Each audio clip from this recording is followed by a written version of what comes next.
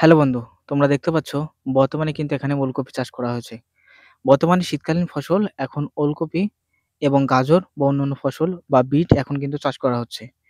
ওলকপি চাষের ক্ষেত্রে আমরা কোন বীজটা বপন করব, প্লাস কোন কোন সারগুলো এখানে প্রয়োগ করব, বিশেষ করে ওলকপি চাষ আপনারা কিভাবে করবেন, আর মাত্র কিন্তু ৪৫ থেকে ৫০ দিনের ভিতরে কিভাবে আপনারা বাজারজাত করবেন সেটা নিয়ে আজকের ভিডিওতে কথা বলবো।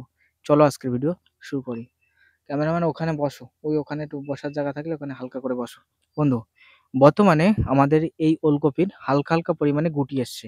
তোমার কাছে যে কোনো ওলকপির গুটি এসছে সেটা একটু দেখাও। দেখো বন্ধু, দেখো নিচে আমাদের কিন্তু ওলকপি গাছের বর্তমানে কিন্তু গুটি এসছে।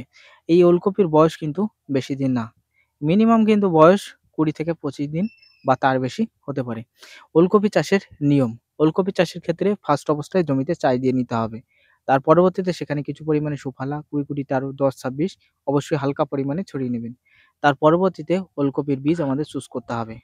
ওলকপির বীজ হিসেবে আমি প্রত্যেক বছর আমি চাষীদের বলে থাকি যে ওলকপির বীজ আপনারা কিন্তু সুমন কোম্পানির ওলকপির বীজটা চাষ করতে পারেন, অথবা বর্তমানে আমি ডিসপ্লেতে ছবি দিয়ে দিচ্ছি এই ওলকপিটাও তোমরা কিন্তু চাষ করতে পারো, অথবা টোকিটা কোম্পানির যে ওলকপির বীজ রয়েছে যেটা কিন্তু বীজতলা তৈরি করে তারপরে বপন করতে হয়, সেটাও কিন্তু করতে পারো। এটা কিন্তু ছিটানো পদ্ধতিতে ওলকপি চাষ করা হয়েছে। এবার এই ওলকপি চাষের ক্ষেত্রে আপনি সার দিলেন, যথেষ্ট পরিমাণে বীজটা ছড়িয়ে দিলেন, এবং তার পরবর্তীতে আবারও কিন্তু মইয়ের সাহায্যে, গরুর লাঙলের যারা মই নেয়, মইয়ের সাহায্যে মাটিটা হালকা পরিমাণে সমান করে দিলে কিন্তু বীজটা, চারাটা কিন্তু বেরিয়ে যাবে। অর্থাৎ প্রথম অবস্থায় যে ট্র্যাক্টরের সাহায্যে চাষ দেওয়ার পর হালকা যুক্ত মাটিতে বীজ এবং সার ছড়াতে হবে।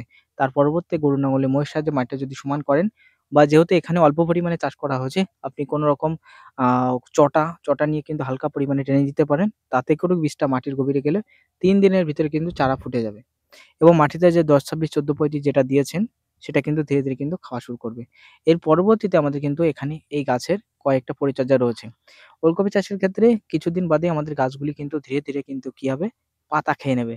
পাতা খাওয়ার জন্য আমি চাষীদেরকে দেখাই, এখানে একটা বিষ রয়েছে, তুমি ওখানে বসো। বিষ রয়েছে, আমি সেটা দেখাচ্ছি। পাতা খাওয়ার জন্য তোমরা ট্রাস্ট ট্রাস্ট এবং এই পাশে আরেকটা বিষ রয়েছে, আমি তোমাদের দেখাই। বিষ রয়েছে, আমি দেখাই তোমাদের, তাহলে তোমরা বুঝতে পারবে। দেখো, যখনই ওলকপি গাছের প্রচুর হারে কিন্তু পাতা খাওয়ার এই সমস্যা আসবে, তোমরা কিন্তু এই পোলার এই বিষটা কিন্তু ব্যবহার করতে পারো, এবং যদি না পারো তাহলে ট্রাস্ট, এই যে TRUST, এভামেকটিন বেনজয়েড গ্রুপের, এটা ব্যবহার করতে পারো পাতা খাওয়ার জন্য। এবং তার পরবর্তীতে এখানে মিনিমাম গাছের বয়স ২০ থেকে ২৫ দিন হলে তখন কিন্তু এখানে নিড়ানির সাহায্যে ভালো করে নিড়িয়ে দিতে হবে। তার আগেই কিন্তু নেড়াতে হবে। মিনিমাম ৭ দিন বয়স হলে কিন্তু জমিটা সাফ করে দিতে হবে। ২০ থেকে ২৫ দিন যখন বয়স হবে তখন কিন্তু একটা জলসেচ দিতে হবে চারাগুলিকে মেরে। একটা থেকে একটা চারার দূরত্ব মিনিমাম ১ বিঘাত করে রাখতে হবে। আপনার হাতের ১ বিঘাত করে রাখবেন একটা থেকে একটা চারার দূরত্ব। তার পরবর্তীতে জলসেচ দিয়ে এখানে ১০-২৬ বা ১৪-৩৫ এর মতো সার, বা বাংলাদেশের বন্ধুরা TSP, হালকা ইউরিয়া এবং হালকা পরিমাণে পটাশ দিয়েও চাষ করতে পারো, বা শুধুমাত্র যদি DAP দাও তাতেও করে কিন্তু কাজ চলে যাবে। তবে ওলকপি চাষের ক্ষেত্রে আমরা যদি ইউরিয়ার পরিমাণ বেশি ব্যবহার করি বা নাইট্রোজেন বেশি যুক্ত সার যদি বেশি ব্যবহার করি, ওলকপি কিন্তু ফাটার একটা সম্ভাবনা দেখা যাবে।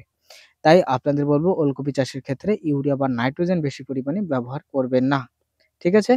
তবে নিয়মিত কিন্তু গাছের পাতাকে সুস্থ রাখার জন্য, গাছগুলিকে ভালো রাখার জন্য, গাছের গতি বৃদ্ধি করার জন্য এখানে সাব ফাঙ্গিসাইডও স্প্রে করতে পারেন। এতে করে আপনার গাছের পাতা এরকম কালো থাকবে, গাছগুলি সুস্থ সবল থাকবে, এবং ওলকপি দ্রুত বাজারজাত করা যাবে। তাই বর্তমানে ওলকপি চাষ কিভাবে করা যাবে এবং কিভাবে পরিচর্যা করবেন সেটা নিয়ে আজকের ভিডিওতে আমরা সুন্দরভাবে আলোচনা করলাম। ভিডিও ভালো লাগলে লাইক, কমেন্ট, শেয়ার করে আমাদের সাথে থাকুন।